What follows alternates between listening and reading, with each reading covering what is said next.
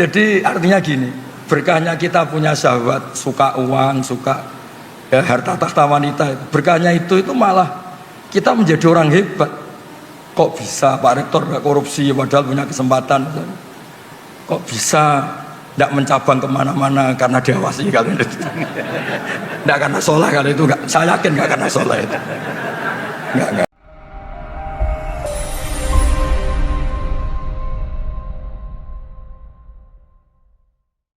Saya itu punya tamu, kebetulan teman-temannya bapak, 2 orang sudah sepuh.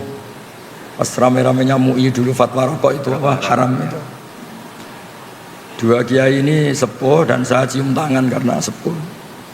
Gus, saya ini mau tanya, kalau Anda jawab haram tak lawan, kalau jawab halal saya setuju. Karena temannya bapak, dia cerita, saya ini kiai kampung Gus, hiburan saya itu kalau habis isya agak pulang, rokok-rokokan di masjid sama kelompok kiai-kiai yang nganggur itu, ya sambil rokokan. Karena kalau pulangnya terlalu awal tuh ngadepi istri yang belum jinak katanya. Karena kalau sudah jam 11, 12 kan sudah islami katanya. Ini kisah nyata ini. Terus kenapa jenengan ingin rokok itu halal? Itu yang saya kaget tuh jawaban ini. Loh, saya ini kan kiai Gus. Hiburan saya kan nggak mungkin seperti anak-anak lihat dangdutan, saweran. Saya ini kan kiai, kan nggak pantas. Hiburannya saya hanya rokokan. Kok masih diharamkan MUI, maunya apa? Jadi dia itu, saya ini kiai. Kalau nggak kiai kan enak, bisa lihat dangdutan, saweran, lihat biskop. Saya ini kan kiai, kan nggak pantas. Jadi hiburan saya hanya rokokan sambil nyesali nasib. Masa iya haram gitu? Gempon bah, untuk jenengan halal. Woy.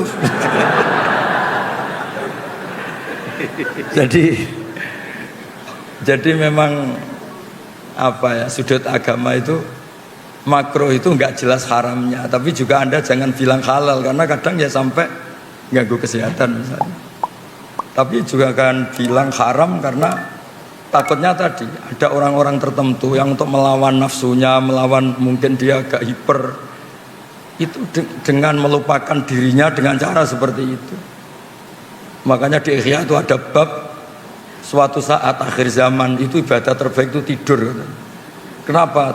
Karena tidur itu tarkul haram. Karena kalau tidur itu berarti orang itu tidak melakukan haram sama sekali.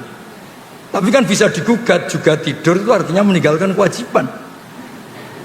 Nah itu sudut pandang, ini pertanyaan ke Mbak tadi. Jadi Nabi itu memang unik. Kalau perempuan membuka aurat, itu yang disalahkan sebetulnya tidak hanya perempuannya. Lelaki yang terprovokasi birahi yang haram, perempuannya juga haram. Tapi di situ seninya beragama. Jadi ada Umar itu, sahabat Umar pernah ditanya, kalau Anda ditakdir tidak punya syahwat sama punya syahwat suka mana? Ya suka punya syahwat tapi tidak maksiat. Kenapa?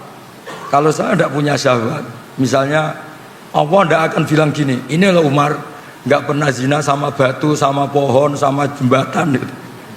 Artinya apa itu? Nggak prestasi. Tidak zina sama sesuatu yang nggak disyahwati itu tidak prestasi. Ya normal namanya tidak zina sama pohon, sama jembatan, sama gunung. Yang hebat kan kita tidak zina sama orang yang mungkin kita seneng. Jadi berkahnya syahwat itu, Pak ini berkah ngempet itu jadi wali lah kira-kira gitu. Jadi memang seninya Allah itu liyabluwakum ya di situ ini. Jadi diuji itu karena kita punya syahwat, punya apa, tapi nggak melakukan. Kayak gini, Anda tidak suka uang, nggak prestasi, tidak korupsi. Itu yang prestasi suka tapi tetap tidak korupsi. Anda wataknya itu nggak lelaki banget, mungkin agak lelaki. Ketika tersinggung sama orang nggak tersinggung. Itu dulu kata Imam Syafi'i itu khimar. Orang nggak bisa tersinggung itu khimar, maksudnya nggak punya kepekaan. Tapi kita harus tersinggung karena kita dihujat harus tersinggung. Tapi karena kita Islami, tidak kita wujudkan dalam perilaku misalnya mukul atau nabok atau membunuh. Jadi ketika Allah ngendikan zina linnas syahwat minan nisa itu, Allah ingin mengapresiasi betapa hebatnya manusia soleh. Mereka punya syahwat, punya keinginan, tapi semua itu ditinggalkan karena saya. Makanya terakhir ijazah saya ini ada 7 orang yang spesial yang nanti dinaungi Allah yaumala dzilla illa dzilluh. Yang pertama itu Imam Adil, semacam-macam. Yang ketujuh ini nggak boleh diuji cobakan. Yang ketujuh ini haram diuji cobakan. Lelaki yang diajak perempuan cantik terus dia menolak hanya karena bilang ini akhafullah, saya takut Allah. Nggak usah diuji karena ini rawan nggak lulus. Tapi itu didiskusikan sama Nabi, itu betapa hebatnya orang apa? Soleh. Biar yang diuji itu hanya Nabi Yusuf. Kalau Anda kayaknya tidak lulus. Zulaikha itu cantik, setengah baya, menarik. Ngajak Nabi Yusuf pas tuannya di kantor. Karena tuannya ini pegawai negeri. Nah, tapi yang diajak itu Zulaikha, bukan dosen UI. Jadi artinya gini, berkahnya kita punya syahwat, suka uang, suka ya, harta tahta wanita. Berkahnya itu malah kita menjadi orang hebat. Kok bisa Pak Rektor nggak korupsi padahal punya kesempatan? Kok bisa tidak mencabang kemana-mana karena diawasi kali itu? Tidak karena sholat kali itu, nggak. Saya yakin nggak karena sholat itu. Nggak. Untuk husnudon sholat itu butuh dalil. Karena takut Allah. Ya. Takut istri atau takut Allah? Dua-duanya. Kalau takut Allah dan istri malah syirik, no? Jadi Allah itu unik, ngelola manusia itu unik. Makanya ketika Nabi itu tersinggung, ya marah. Kata sahabat, ihmar wajhu. Marah, kelihatan marah. Nabi pernah ditanya, Muhammad kalau engkau Rasul itu boyo yang keren nih.